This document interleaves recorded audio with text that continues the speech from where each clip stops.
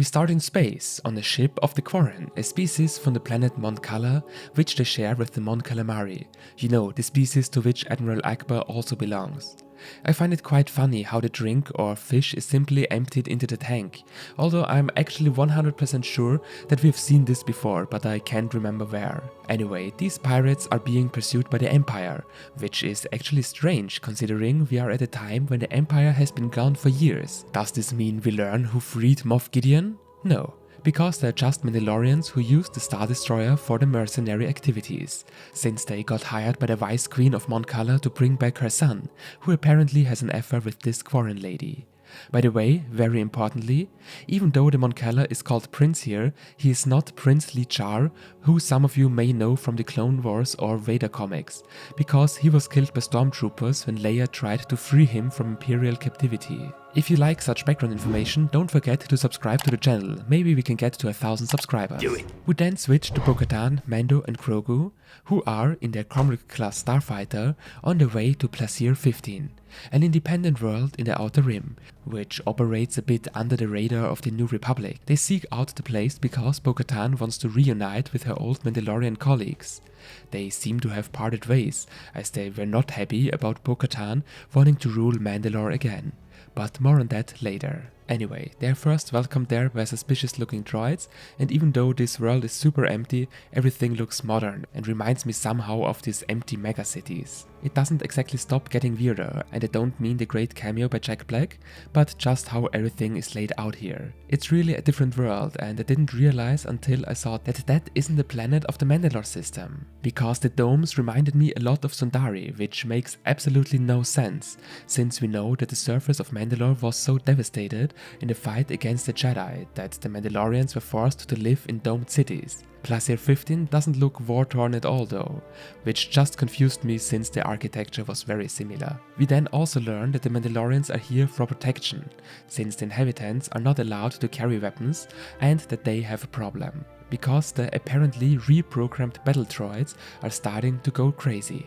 All droids, from old B1 battle droids, knife droids that went General Grievous again, or even B2 super battle droids, which should actually find a new use here.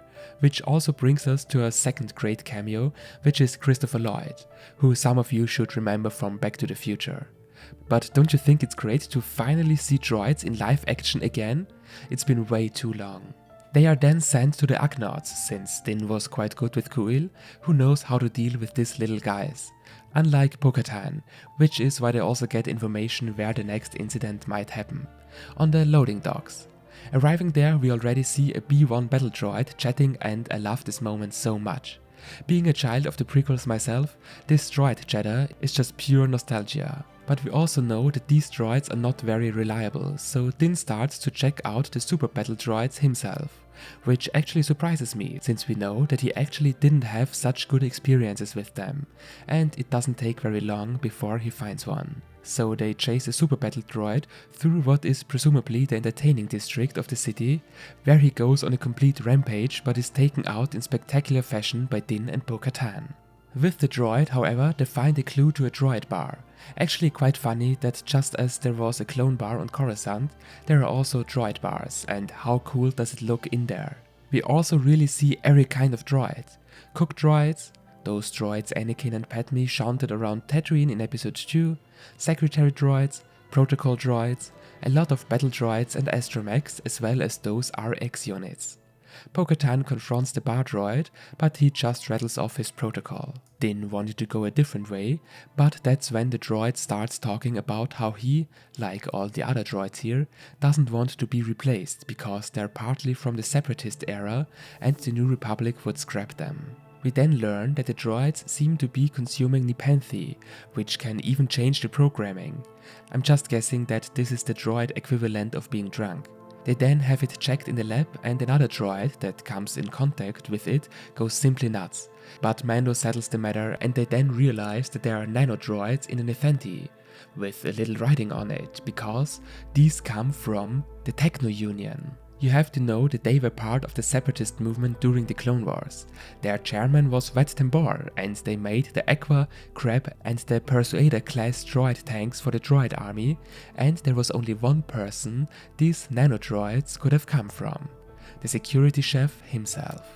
When confronted, he goes crazy, similar to the droids, and doesn't want to surrender, because he has survived the Empire as well as the New Republic, because he is an old separatist and loyal follower of Count Dooku. I haven't heard that name in a long time, but Bo-Katan simply ends his monologue. He is then exiled by the King and Queen.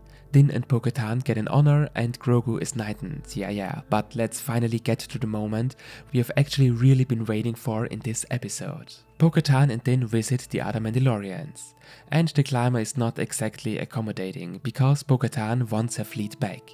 But Ex-Woofs is now the leader, whereupon Bo-Katan challenges him to a duel. He doesn't hesitate for a second, and what an awesome fight. Here they don't really give each other anything, with jetpacks, rockets, vibroblades, cables as well as flamethrowers, until Bo-Katan finally has the upper hand. But she will never be the leader of Mandalore if she doesn't even take the sword from Din. But Bo-Katan has changed. Too much blood has been spilled by the Mandalorians among themselves. But Woofs thinks that the ruler must have the sword, whereupon Din offers it to her again. But she cannot take it.